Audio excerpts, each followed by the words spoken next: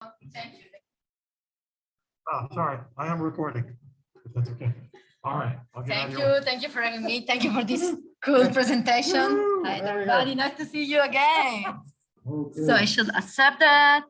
So sorry, you have me another time. I back, sometimes they back. So thank you so much for the presentation. And so as the professor was telling, today we stemming from our last lecture, we will move forward and we will discuss another topic. As you can see from the title is Small Data and Toxic Autobiographies to Achieve Environmental Justice in Risk Landscapes. So let's see a bit what we are talking about. Okay, so today, in order to talk about these topics, we will, let's say, explore how small data and narratives can play a role in both produce more injustice, environmental injustice, but also in achieve more justice. So we will focus a bit more about small data and the knowledge, the topic of knowledge. Those are some of the keywords we will meet throughout all the presentation. And I will back to them very soon. Yeah.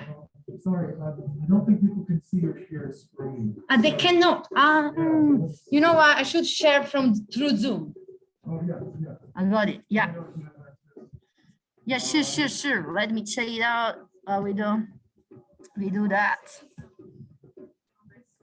We also have a bit of a soundtrack today. Opa. What about now? Let me check it out. Yeah. Work well? Okay, great.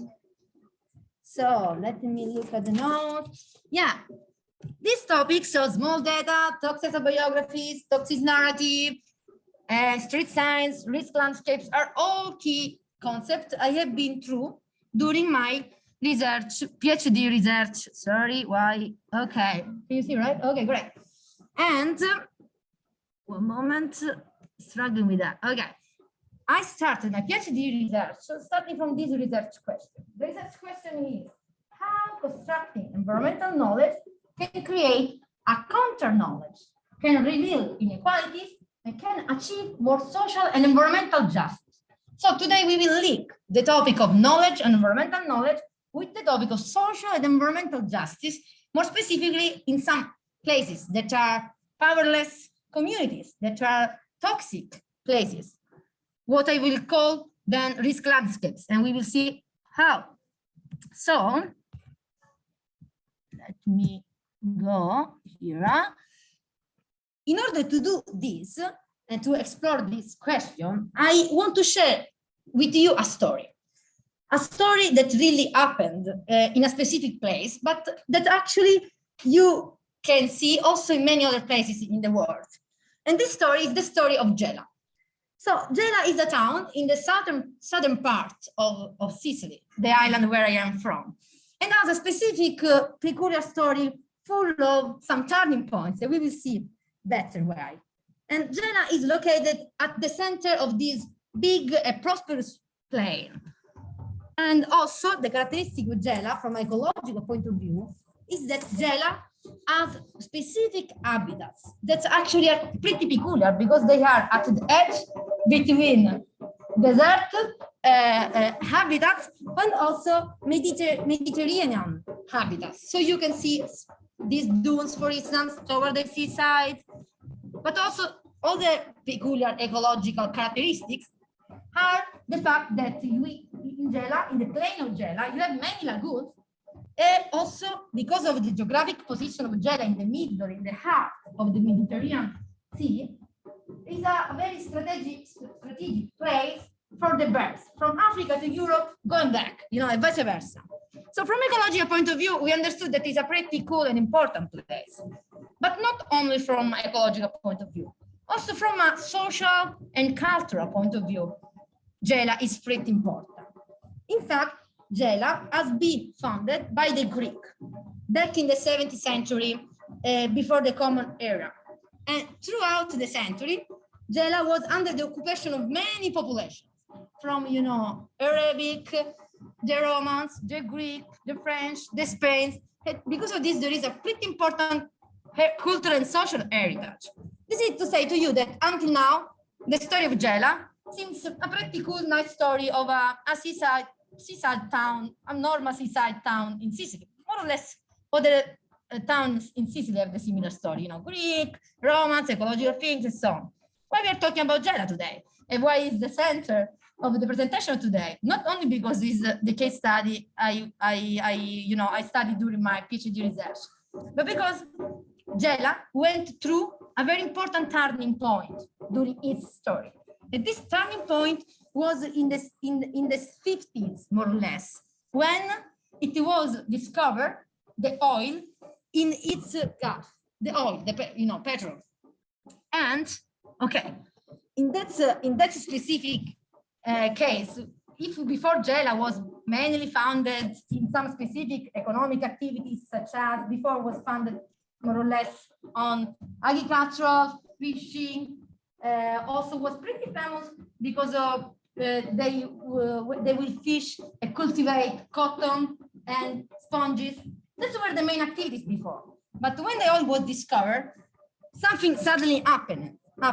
And within less than 10 years, a state oil company, be careful because it's state one from the state, decided to construct a petrochemical plant. And this means that it was a revolution for Gela. And as you can see in this map, this is a map from back at that time. Gela is this part black, in, let's say, kind of dark black at the center. And the site of the plant is the one on the right side. Just to tell you how big was the plant in comparison to the size of the city. It was just a bit smaller than the size of the city. We are speaking about a pretty big plant in comparison to the size of the city itself. Here you can see when the plant was just built, and you can see in the background, sorry, the city of Gela. So what is pretty interesting to underline? It's interesting to underline that at that time, the southern part of Sicily and the southern part of Italy, and Sicily, other region, were depicted as being backward part, poor, just based on agriculture, on fishing, and so on. It was considered kind of underdeveloped in comparison to the rest of the northern part of Italy and to the rest of the Western country more generally, where at that time, because we are around 1950, 1960, already the industrialization process was kind of, was a kind of increasing more and more in the rest of the Western country. And the pretty interesting thing is that only the industrialization was seen as the only way of redemption for this poor country. But these things, this narrative, I'm telling you, was even more emphasized by a series of communication, a series of actually narrative tools that have been mobilized. This is just an example, for instance. This is an excerpt from a book which title is Modern Gela, and I read for you. Of course, I translated it was in Italian. Our fathers used to dream the renaissance of Gela that has a glorious past, the Greek song. These dreams became true at the beginning of the 60s, thanks to the discovery of oil. This is a classical one. You can find many others. For instance, those ones are from national newspaper, and the title is "A Rich and Imposing Oil City is Rising in the Ancient and Sleepy Gela." Or on the right, there is another excerpt from another article, and it's about Gela, reality and human condition. And these articles, most of the time, the population of Gela was depicted almost as uncivilized, almost savage, very, very, very poor, and absolutely underdeveloped in comparison to the modernity. And the industrialization, the massive industrialization, was narrated as the only way to really get the modernity also through the possibility, for instance, to buy objects of happiness. They are called, all the objects of like consumption, to buy the car, to buy a new fancy big house. So that was the narrative. And you can see this not only in newspapers and in books, but also in other type of tools. This is, for instance, extract from a documentary. So what is written there is the voiceover of this documentary. And for instance, one of the many sentences, this is just one of the many, is a future full of hope is expected today for Gela. And as a name, this name is all. So what we can deduct, those are that this huge production of movies, this huge production of newspapers and books was based on a dualistic tale, that it was based on a contrast. You had on a side rich, on the other side poor, on a side backward, on another side you have, development.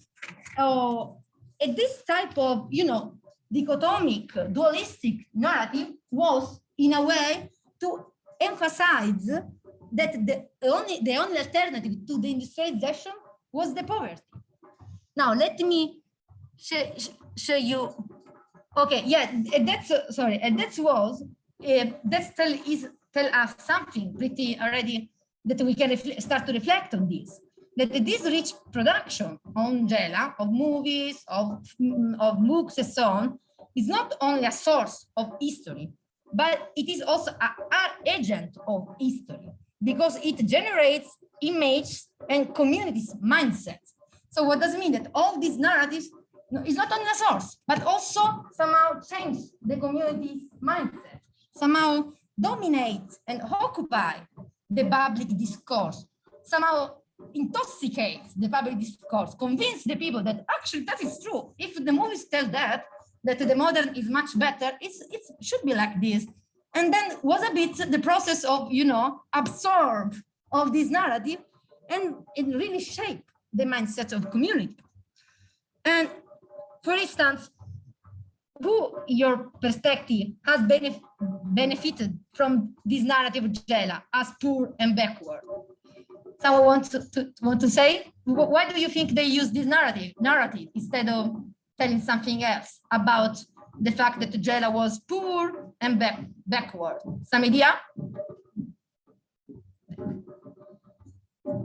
Go for that. Go for it.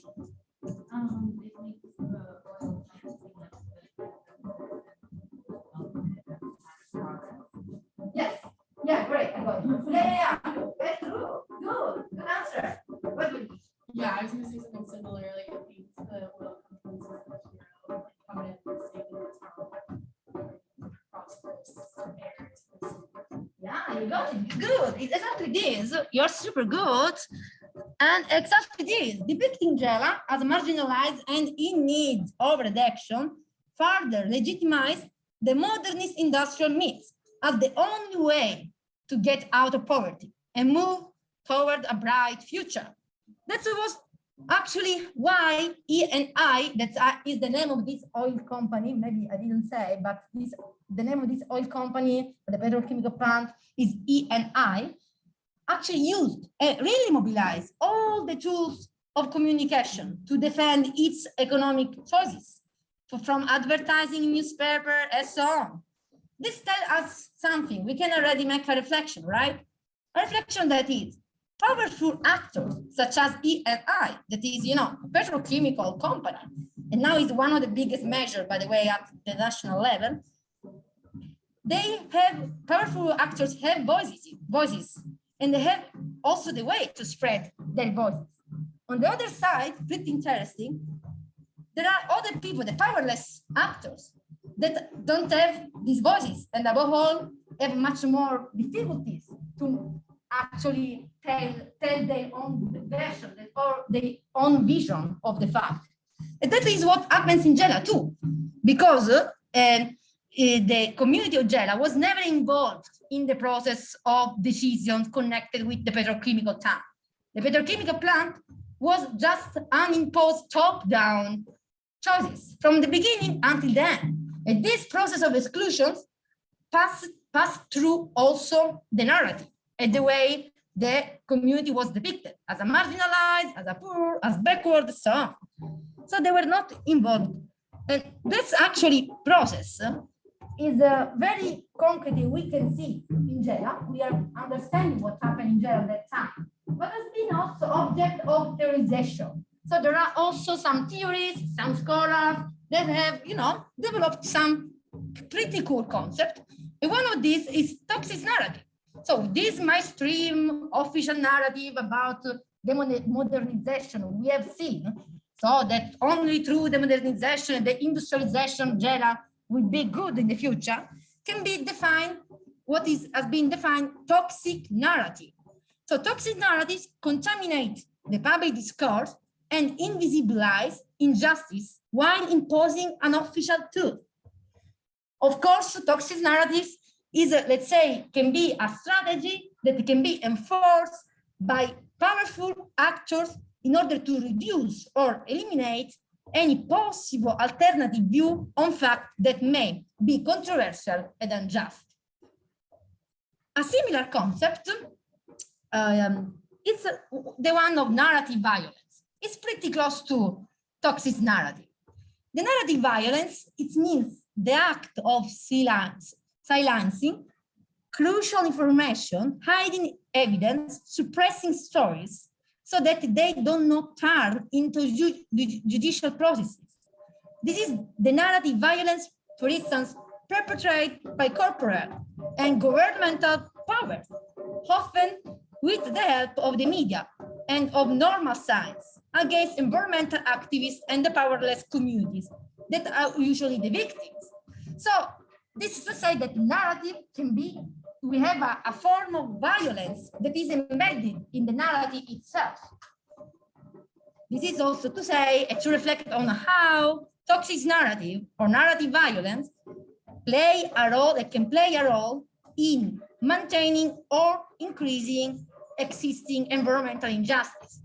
Pay attention to that. So now I want to translate that for you. This is pretty, let's say, is a excerpt from a newspaper from nowadays. It's like from 2 years ago.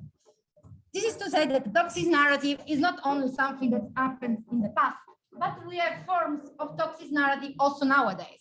I translate for you this. This is still, again, the biorefinery of Gela. The biorefinery of Gela is an example of Italian excellence. And also is written, gives us a cut with the past and mark a turning point for the future of Gela. This is from the newspaper, so it's the title from the newspaper.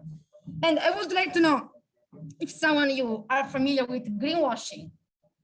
Do you know this concept? Want to share a definition? Oh, you know, you're cool. Okay, for instance, the greenwashing, that is a form of marketing spin in which green marketing is deceptively used to persuade the public that an organization's product, aims, and policies are environmental friendly, can be considered as a form of toxic narrative, for instance, because occupy the public discourse by using the label of green. And this is happening as well in Gela. This is to confirm how much Gela and many other places like Gela can be very good, example from which to read international global phenomenon, and you read this phenomenon through a very local, perspective. So despite all these fantastic triumphalist narrative that were, exalting all the time the industrialization, the modernization, and nowadays the green turn of the industry through a biorefinery, despite all this, actually, Gela, during these 6 years, having this huge petrochemical plant, let's say that this has meant for Gela a very huge impact, you can guess, both on the health of the community living there, as well as on the environment, as well as pretty interesting, instead of increasing the well-being of the population, has increased the inner socioeconomic divides of the community. And as a matter of fact, Gela nowadays is considered one of the most marginalized places in Italy, in which the environmental degradation interplays with psychological and cultural deprivation. In fact, in Gela, we have among the highest rates of absolute poverty, among the highest rates of unemployment, among the highest rate of congenital malformation and cancers, and among the highest rates of concentration of toxic matters. So we are talking about serious things, serious impacts coming from the presence of this plant. And we are talking about impacts that are not only environmental impacts, but are also social impacts, economic impacts, effects in the short, long term in this territory. And because of this, Gela can be considered a melting pot of inequalities and a melting pot of the interplay between environmental, social, and economic issues. And we can use Gela in order to better understand why we need to expand the topic of risk, the concept of risk landscape. So if you remember, during the last lesson, we have already met this topic, this concept of risk landscape. Also, Professor Del Pello showed you something.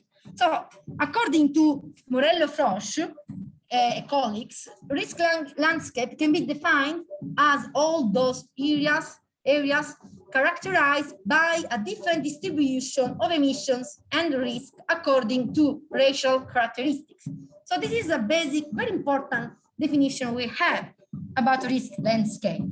While I was studying Gela, and while I was trying to figure out how actually this definition of risk landscape could be somehow used for my specific case studies, what I realized is that some pieces were missing, because not only we have to consider the environmental impact and how this is actually interplay with the social issue, racial issue, but let's say social inequalities issue, but in case like Gela, the transformation, the environmental, social, and economic transformation occurs during a very long span of time, and sometimes in a very invisible way, or let's say in a way that is very difficult to catch, to understand, to grasp, because in long span of time.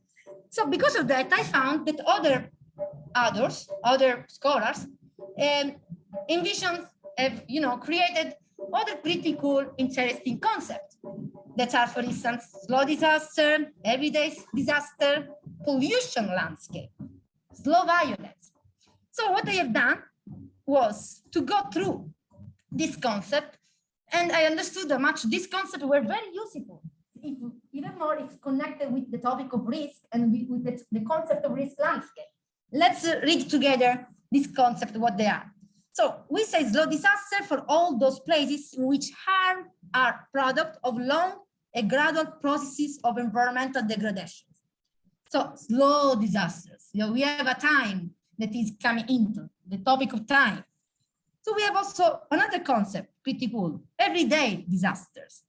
Everyday disaster is connected with the fact that when you have constant exposure to adversity, this makes it harder for people to recognize the state of vulnerability they are exposed to, driving them to define their daily experience of disaster. Is what also has been defined the normalization of threat. If every day, for your entire life, you are in contact with a toxic place, for you it's much more difficult to discern, to understand that actually you're living a toxic life.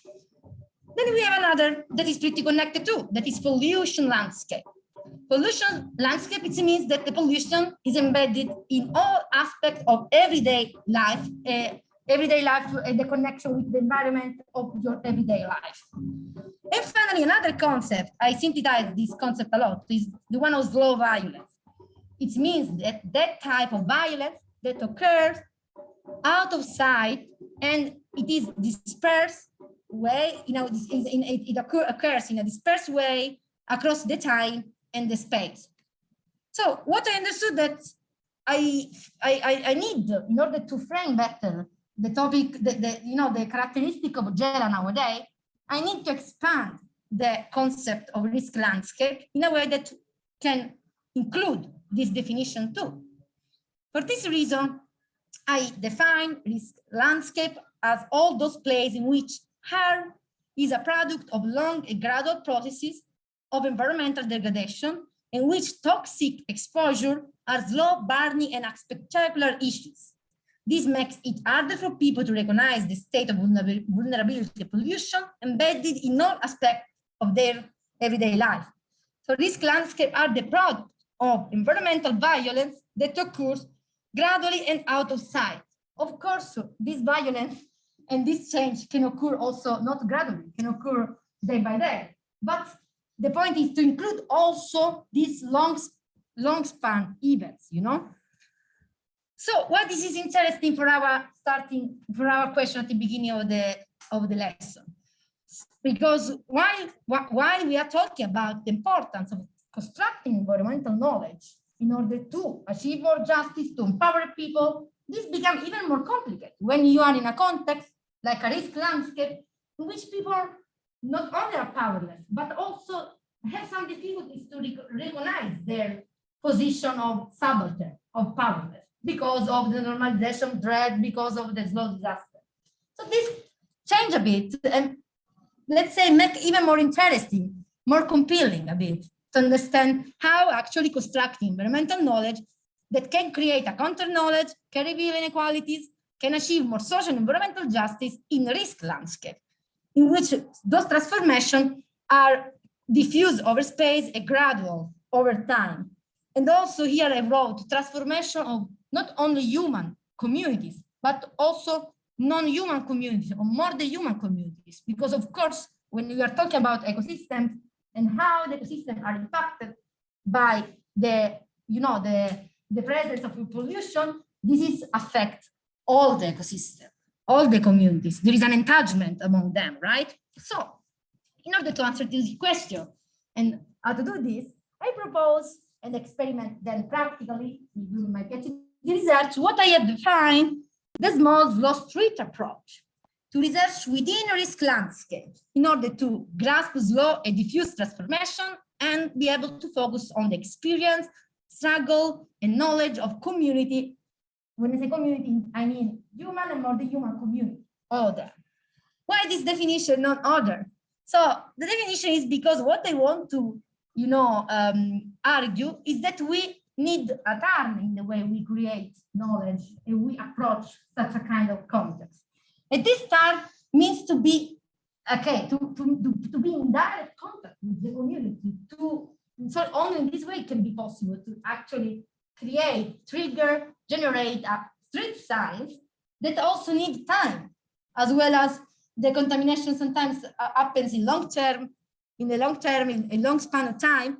Also, the way to create knowledge sometimes needs time, because this is the term wise law, time for getting in contact with the community, struggling and living some difficulties, for making some slow observation too. Only through this is possible to actually grasp, collect, understand, catch what I define small data. Let's define small data together. Actually, I define together with other two great scholars that are Filippo Gravagno and Marco Armiero. For small data, means the ensemble of qualitative data enlightening the relations between humans and non-humans and more than humans, and how these relationships between human and more than human have changed over time. Small data are discrete, are specific, are very personal, and are gathered through emotional and sensorial experience. Small data, for this reason, need fieldwork, need street signs, and need direct interaction between the researcher and the human and more than human communities living in a risk landscape. So, what I want to point out, and what happens to me during the field work, is to realize how this small data can come both from the human community on a risk landscape, and also the more than human community. Let's give you an example of what I call the small dimension of knowing. So the small dimension of knowing can be present also, for instance, in this black seashell on the beach of Gela. You can see that, by the way, in the background, there is the petrochemical pole. It is a seashell that is black because of the contamination, the direct contact every day with the oil, so on. Tell us some stuff. For instance, tell us about what has been defined the transcorporeal porosity of toxicity. So how toxicity actually go through the human and more the human body. And there is this porosity, between different bodies, human and more than human. And also tell us something else, that the non-human communities incorporate the slow violence. This means that the absence of the non-human community, as well as the presence, the decrease or the increase, may be a telltale of the ongoing social environmental transformations. So by looking at this small data, we can already realize how much we have this big transformation actually occurring in a place. Here another, for instance, this is a sign of no access to the beach. It's everywhere in Gela, in many other contaminated places. And this tells us something else too. Any ideas from the public? If you can't access it to the beach, and it's full of these signs you cannot access. As a citizens, this means something, right? Go for it. Yeah, good. It should be not like that, because if the beaches are good, if you are not polluted, you should have the possibility to just, jump in and enjoy the sea. But you can't. It's forbidden.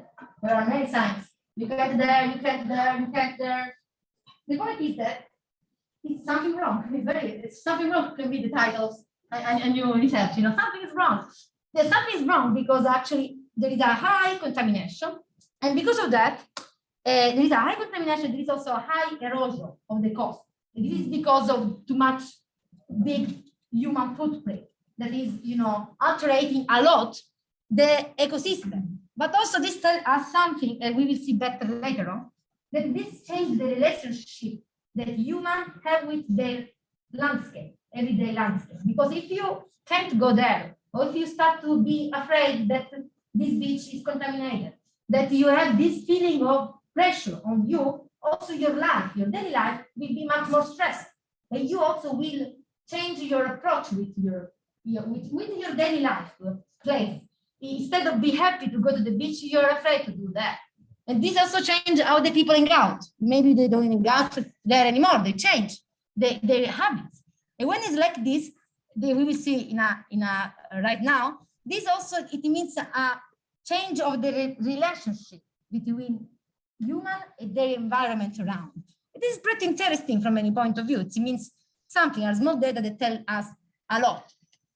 What I've seen so far are small data that were coming from, let's say, no human community and semiotic science from the landscape, going there, making field work. All these pictures, most of them come from my work actually. But small data can come also from human life, human biographies. And more specifically through what I call, together with many other colleagues, we call toxic autobiographies. Toxic autobiographies are stories of contamination resistance, are stories of those who live in marginal polluted areas and have suffered or suffering the consequences of environmental contamination. This tells us that the toxic autobiography, the autobiography part, is very connected with the storytelling, telling your own story, telling your biography. And the storytelling in this sense can be a useful tool for many purposes. For instance, for uncovering the toxic narrative that now we are familiar with that concept, for co-producing knowledge or counter-knowledge, for increasing the empowerment and collective capabilities of local communities. In some cases, also for triggering an action research path. And we have developed these concept toxic autobiographies also in this article, if you want to have a look, published article. And also there is a website actually collecting these toxic autobiographies from everywhere in the world. So the point here that is, let's say that I want to stress together with you today, one of the things I want to stress actually is the role of narrative. We have understood how narrative can be powerful tools of deception. but they also can play a different role. They can be a powerful tool of empowerment. And this can happen when the narrative can create a counter-hegemonic narrative, sometimes called also narrative of liberation, that can be, in this case, instrumental in the construction of alternative regimes of truth. So to create a counter-knowledge, to create a counter-narrative that is diverse, alternative, respect to the toxic narrative or to the mainstream narrative. The counter-hegemonic narrative can be found in individual and collective memories, as well as in social movement self-representation, fiction, non-fiction literature, and other forms of creative expression related to issues of environmental injustice. It's pretty interesting also. The counter-hegemonic narrative, most of the time, is very centered with embodied experience, with the body. Actually, the body of the people that live in the fence line, live in the fence line of contaminated place, can be considered, it can become, an arena of political conflicts. There is a politicization of the embodied experience of contamination. And this can happen, many times happens in these toxic environments. Of course, the idea of create a counter-hegemonic narrative, the idea of collecting toxic autobiographies, somehow, let's say, question the role of researchers, of students like you. When you create knowledge, how you can make research? There are many ways to make research, and all of them, are very complementary to each other, very important. You can, for instance, dig into documents in the archives. You can make participant observation, intense fieldwork. You can make focus group, interviews, surveys. You can try to co-create knowledge together and to create a partnership with local communities in order to work together with the same goals. The idea of collecting toxic autobiographies from which to collect all these small data is actually the main goal of co-producing together the researchers, the students, together with the powerless and distressed community. So the idea is to co-produce a counter-knowledge that can empower the people, can tell a new story, can somehow unveil, reveal maybe the injustice you have in a place. So, for instance, this so far seems a bit theoretical, right? Let's a bit deep, I want to say deep into, so try to understand, touching a bit the material I collected. For instance, here I read you this, it's from Daniela. She told me, the plant was built in favor of the wind. This means that when there was the west, the smell was light. But when there was a sirocco, a type of wind, you had to stay close at home because the smell of rotten eggs was very strong. It was so common to feel in the air a smell similar to the smell of rotten eggs. But I didn't notice it. It was like normal. So this tells us something, for instance. Tell us about the importance of sense, the importance of the note, let's say, the importance of the embodied experience of everyday life that maybe other form of knowledge, normal knowledge, big data, or other type of knowledge are not always able to really catch. And also tell us what it means, what it means live day by day in contact with such a kind of places.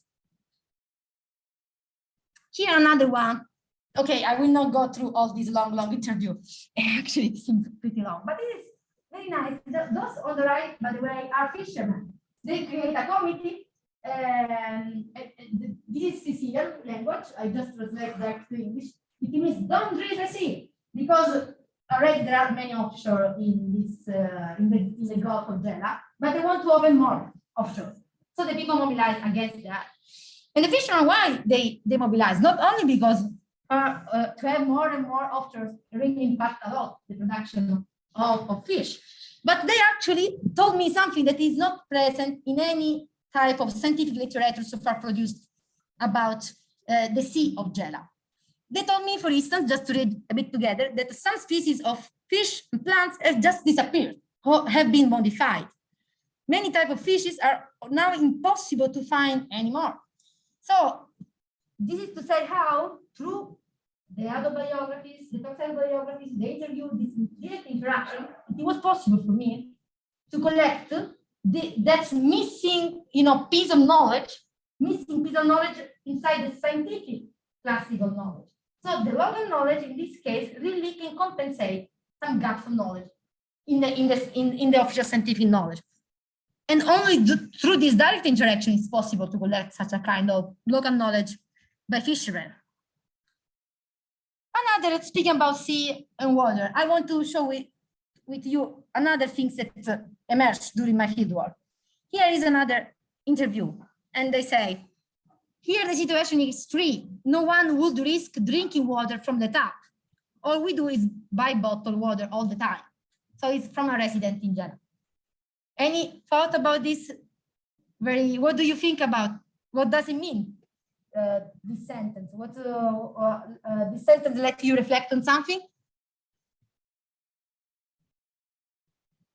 Go for it. That makes me think about how I would not drink tap water here. Yeah, that is pretty true. People use Brita. Me too.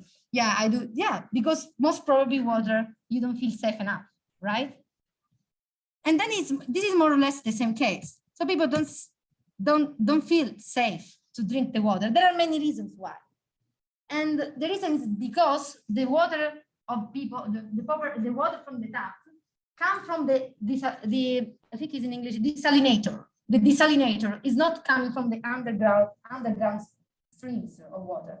The underground water, paradoxically, is directly connected with the plant because the plant has built an aqueduct, so they have running water every day, and good water. While in Gela, the people have not running water because they have just a small amount in some specific tank. In addition to this, the water they have comes from this desalinator. And then this is a case, for instance, of what is being defined in literature as a water injustice. The uneven distribution of water and the unequal access to the limited amounts of safe water are the lens through which to understand complex social and environmental issues. So water injustice, in this case, can symbolize a general unfair situation. In this case, in the case of Gela, it's not only a matter of quantity, it's a matter also of quality of water. Here, another example connected with the one before, another interview.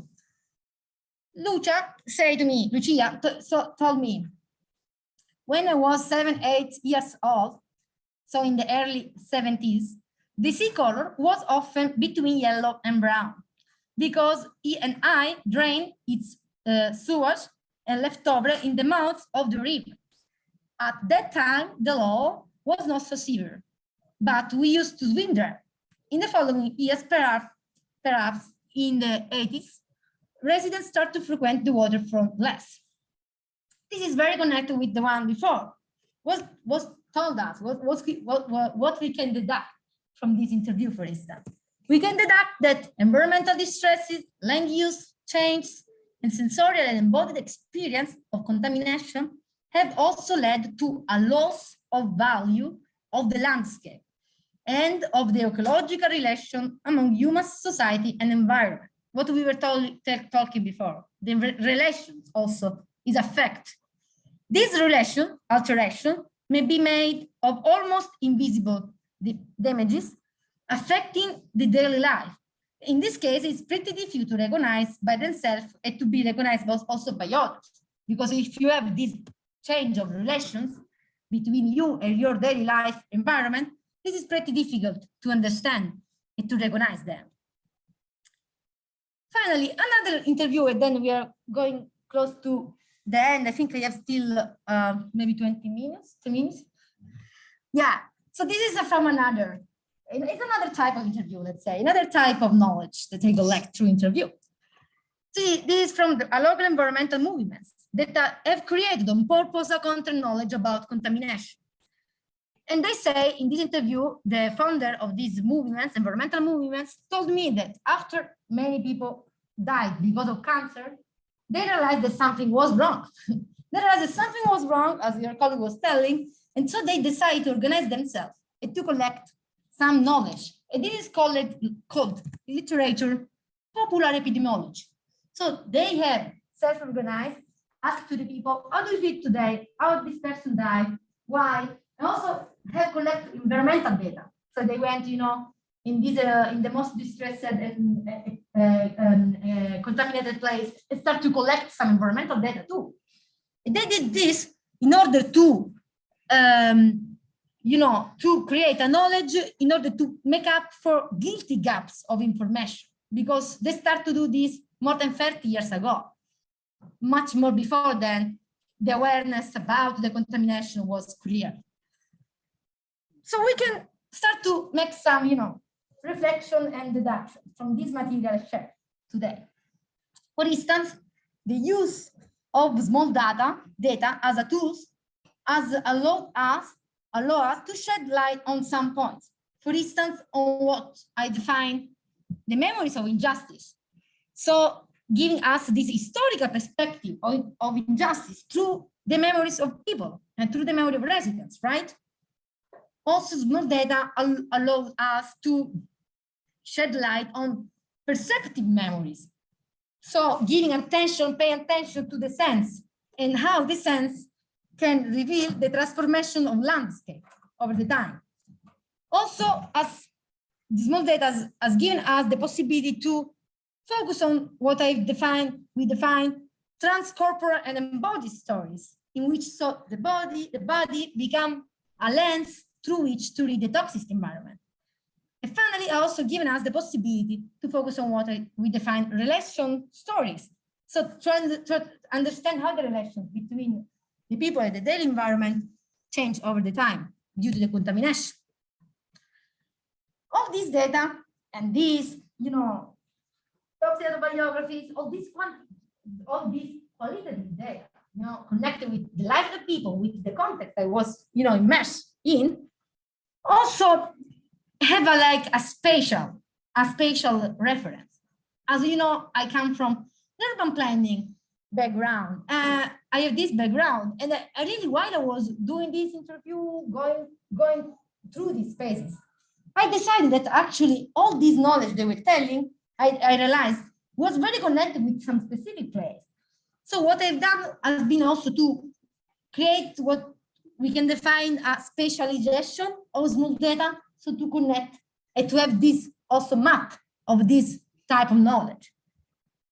Type of knowledge that has allowed me, the collection of small data coming from individual experience, has allowed me to build a more collective and alternative story of the landscape of Gela. It also has allowed me to map what we can be defined insurgent knowledge.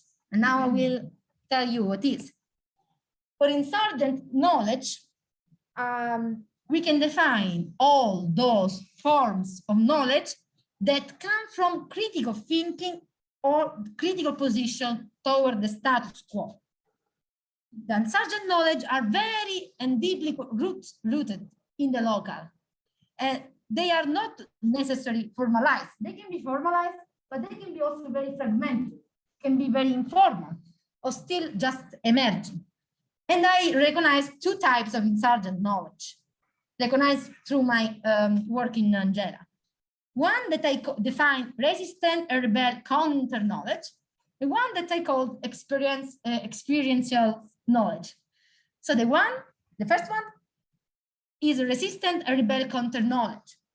That is all those forms of knowledge that are produced since the beginning with the specific intention to unmask systemic injustice and toxic narrative, or to also support alternative technical proposals. This type of knowledge are advocated by an individual or collective subject that decide to use counter knowledge as one of the many tools to mobilize, usually within a wider context of pressure, such as live demonstration, lobbying, activism, and so on, and other activity of other form of activism. Another type of inserted knowledge, what we define experiential knowledge, regard all those multi-nuanced forms of knowledge that are embedded into the body and lived experience of human and more than human communities who are in contact with toxic environment. This type of knowledge comes from everyday life and not always is created on purpose, come from the daily experience. Sometimes people were telling me something and they were not realizing that it was something that was interesting from from a scientific point of view, but also for understanding the change in that territory.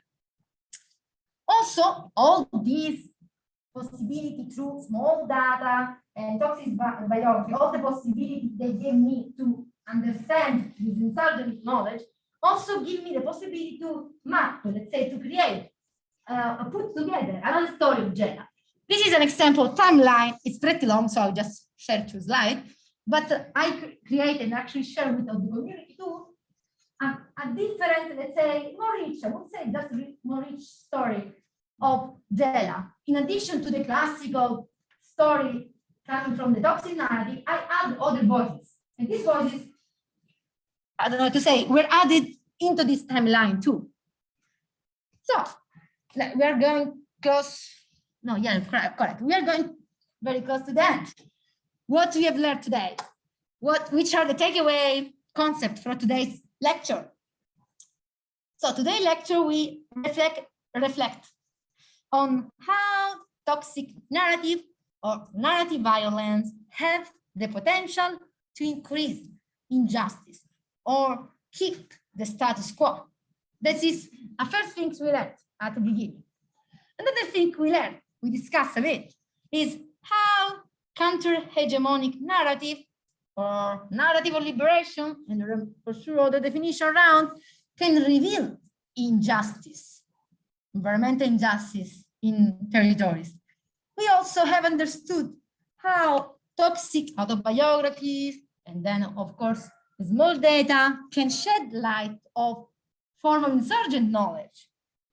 And also, we understood how the way we, as a researchers, as a students, construct knowledge can create a counter knowledge, an alternative knowledge, a different one. It can, in the long term, above all, affect, not effect, however, environmental justice, can achieve more environmental justice. So can play this role. And we've done this going through a specific case, that is the case of Gela in the south of Sicily. But I am sure that when you will have the chance to make research, to also just going through some places that are contaminated, who have the characteristic of risk landscape, most probably you will see similarities with what I told today. And those are the keywords of the lecture. Before were the takeaways, and if there is something unclear, ask me. I am more than glad to share and talk with you, have a chat, and thank you so much. Thank you. You want to stop sharing, or we can probably see the book on the screen, I think. Yeah, you want I share, not share anymore? Maybe there are. Opa. Unfortunately, I didn't see the comments. I'm sorry. I actually started to talk. Do you? Okay, thank you so much for being here and just listening to me. Okay, questions, comments, proposals for, let's see. Doubts? How to see. Right, so Summer and Robert, thanks for a good lecture. Anybody questions? Oh, I see a hand over here. Yeah, oh, I'm sorry. I was speaking over there. And I would say where? What would you say is like a key sign or how we can identify what is a toxic narrative and how we can like reveal it, I guess, or like the first steps to revealing it and getting that into the toxic Yeah, narrative? thanks for this question. So I think that we are surrounded by toxic narratives in many fields, not only I think, in the field of environmental issues. I think that all the time you have a narrative that is mainstream, and behind this narrative, you have, powerful actors that have the ability, also from a financial point of view, to concentrate even more the power and to, establish more power, to increase their power through communication tools.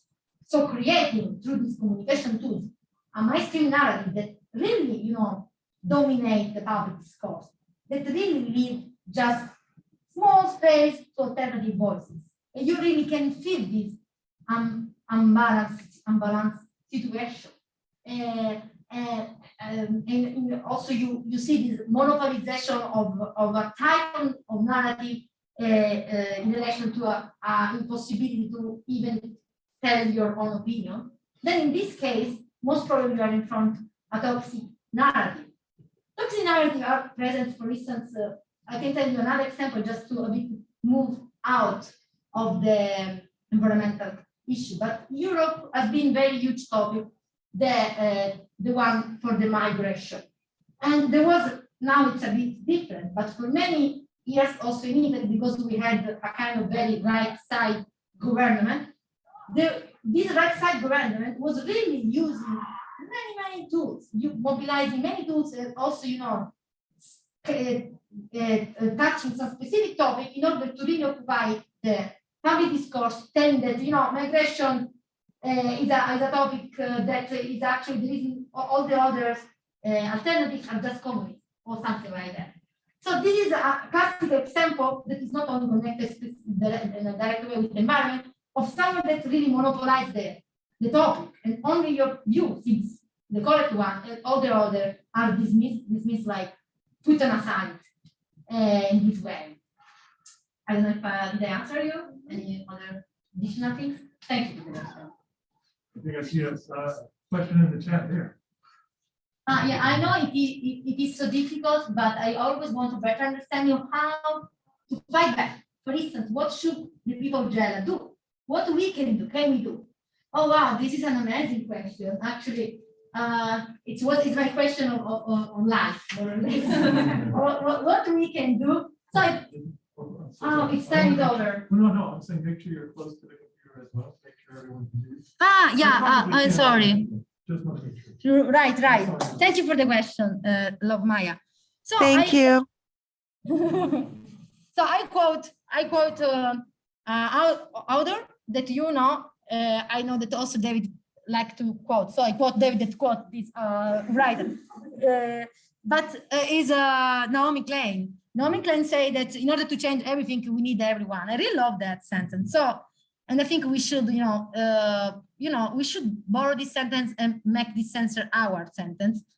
And I think that everyone can do everything. So, as a researcher, my question was what I can do in this context in Gela as a researcher, and I understood that one of the main issue was really this feeling of powerless. So we are powerless, and also this absence of space for people, for normal people, to tell their own also personal stories. There was not really a space of that, and any personal stories was pointed as anti-modern, anti-industrial, but in a very without having really a space for that. So what I have done was on purpose to collaborate with some specific groups and movements, collect their own stories, starting actually from their own stories, in order to try to put together an alternative stories and also to share with them. So I have done also this step of sharing what they told me, but re-elaborated through timelines and other things.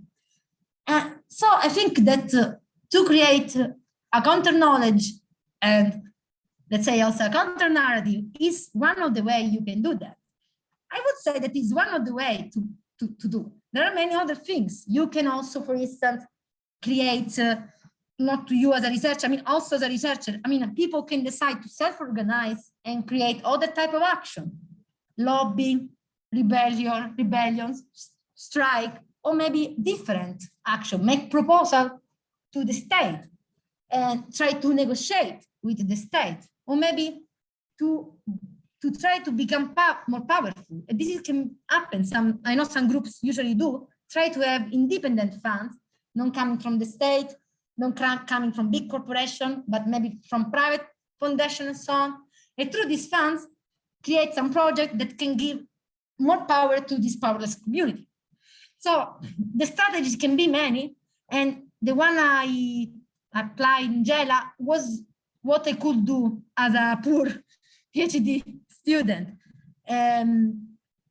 I hope I answer you, but thank you for this question, essential question.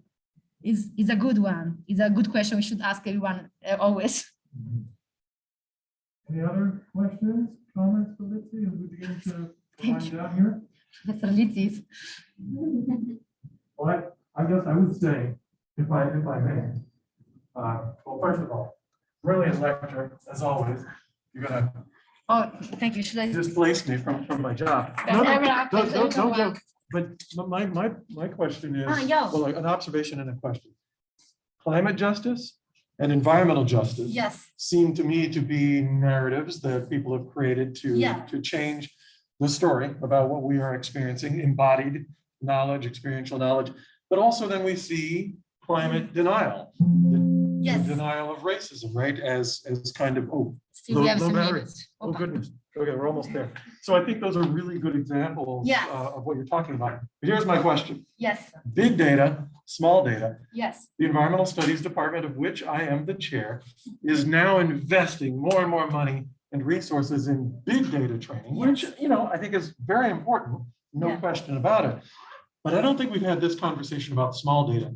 So what would you say to an academic university department that's putting a lot of money into big data? Would you suggest, we think that through carefully? Yeah. Any advice? Well, that's like before. This is a brilliant, fantastic question. And for sure. For instance, big data are what Latour would say black box. Sometimes you know the input maybe, and you don't know the output, or better, you don't know how the output came out. Which is the algorithms behind the decision that finally, from an environmental point of view, has been taken.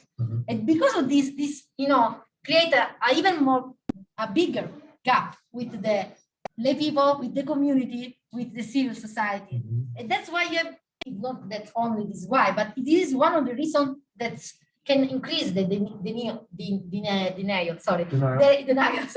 of environmental issues. Okay. The small data and this small street approach actually is based on this direct interaction that can go to the roots. It's like listen to the people first of all, and try to understand people and to the context, to the landscape, to the place, and try to understand through their own story how to really go forward. So in this way, there is not the that gap of knowledge, that gap like I don't understand how the environmental change is happening. But you can tell, the environmental change is happening because you can see that this black seashell in your beach is black and is contaminated. I can tell you because the story of this person about the water that was always contaminated, it's a real story that is connected with your daily life. So you give also that space, also this material that is very connected with the personal way to know the environment. I don't think that there is a competition between small big data. I think that really they should dance together, work together. But it's a very beautiful question. Thank you. Thank you so much, Lizzy. All right, give it up for Lizzy Privitera. Thank you so much. Hey, folks, I will send out an email to this effect, but remember that promised field trip to the greenhouse gardens? That's actually going to happen on Friday. So I'll send out a map and a reminder over email.